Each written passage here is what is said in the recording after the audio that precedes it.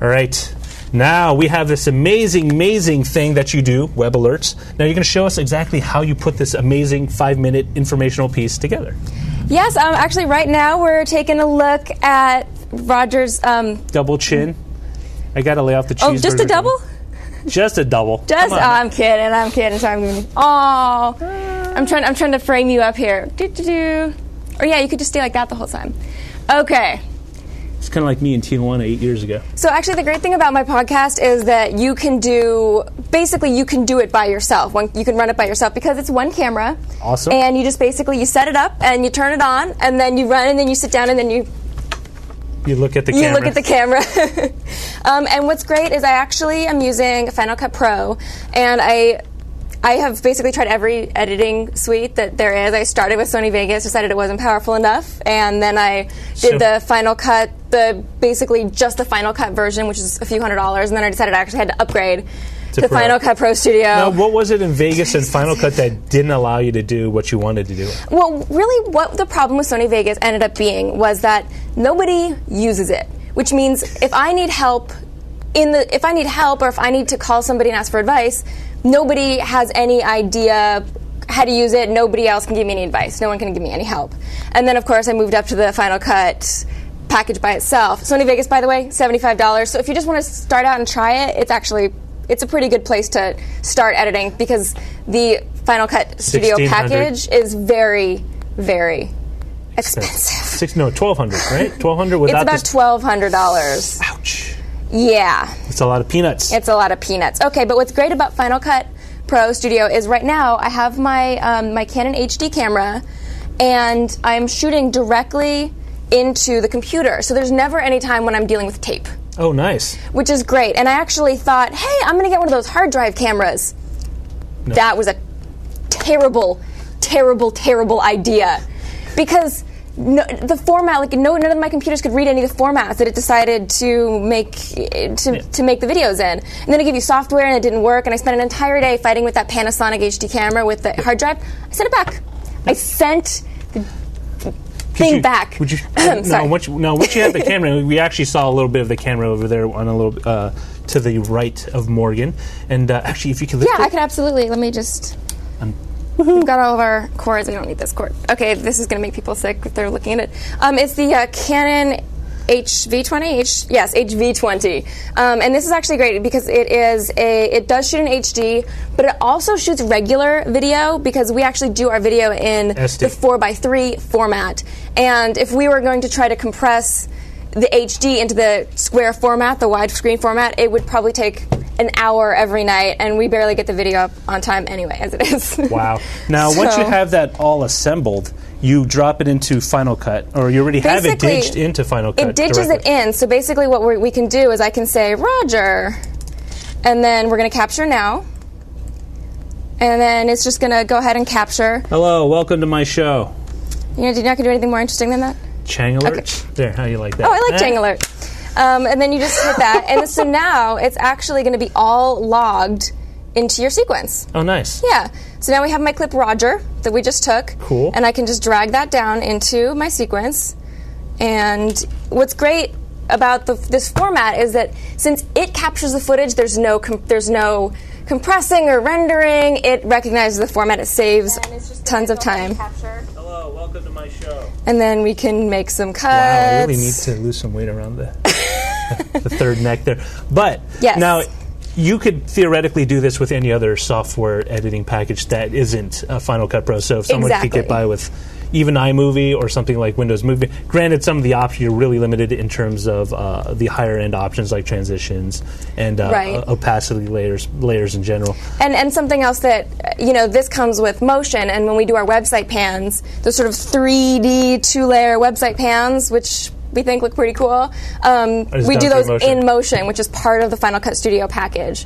Now, do you use a 720 by 480 snapshot of the screen, or do you use a much bigger one so you can then scan across it without it de-resing?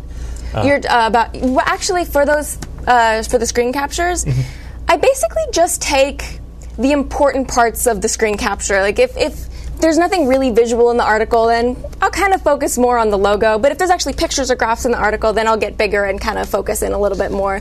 We lose so much resolution when I actually upload it to the web to compress it to a reasonable size that any kind of fuzziness in the web page doesn't really show up. Now, once you're done editing, how do you export the video out so you can then put it up on the website? Well, the first thing I do, and I realize like a lot of sites don't do this, but for the audio, first thing I do is I'm going to export the audio to AIFF. Because you do an audio-only version? No, because I actually do not do an audio-only version, because why would you want to watch Webb Alert without my face?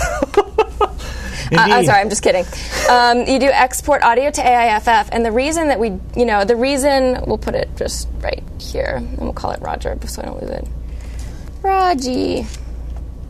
The reason that I do this is because I don't want there to be any like big peaks in the audio, and I think a lot of websites and a lot of web video don't run it through any sort of sound tweaking, and then so you're going to get highs and lows, and then it clips, and then it'll get too low. Yeah, exactly. we had that issue until we picked up a compressor for our show, courtesy of Scott and Patrick after they went through a lengthy trial and error phase. All right, lengthy is a generous term. It was exceptionally long and brutal process to make sure our audio doesn't clip in your ear, even though I occasionally do the paper rustling.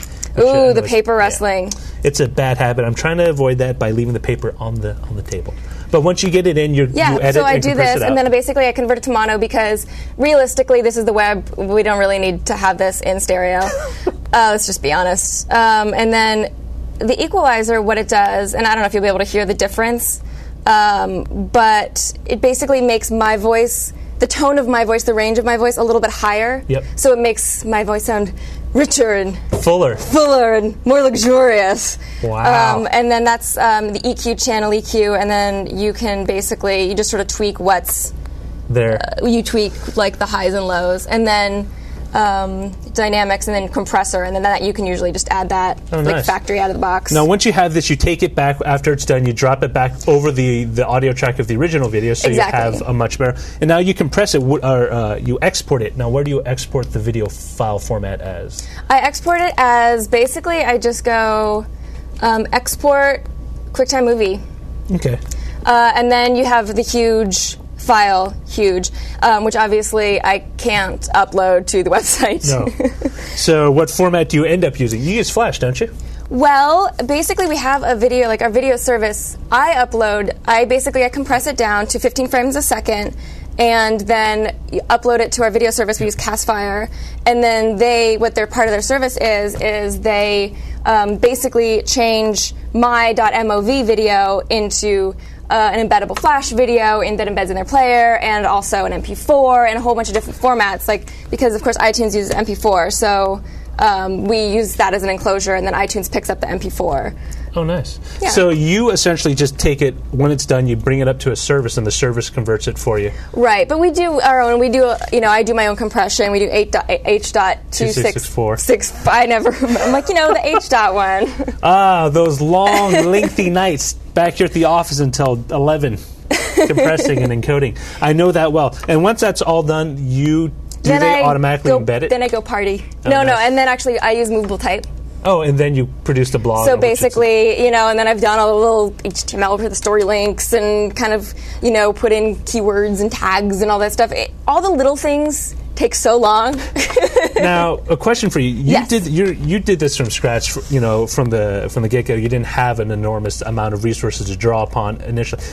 What was the learning curve for you? Was it really steep, or was it, something that you could have an easy time doing? I'm just wondering, because a lot of people want to do video podcasts, but for them, they always think that there's this huge learning curve. There's a lot of stuff they have to invest in. I think that there is a huge learning curve, and I spent a lot of money rebuying something that I had purchased incorrectly the first time, and spending an entire day with that horrible Panasonic camera before just giving up and sending it back. So it's a big learning curve, and it takes a long time. But I'm lucky because I know a lot of people who are tech savvy, and I've had a lot of experience with technology myself.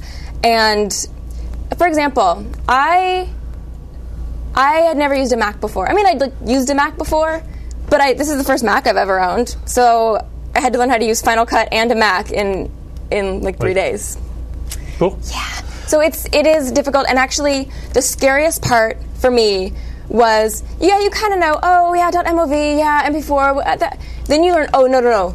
Those are just containers. Yeah, for something incredibly more insidious and complicated that I will never really fully, truly understand, and that's when it gets terrifying, because you're like, I don't know. We get the emails all the time. Well, Morgan, that was a lot. Sorry, I know. It's like, that was I do this every day, so I feel like I could go on and on and on. That's actually one of the best shots of me ever. I need to take that and put on my driver's license.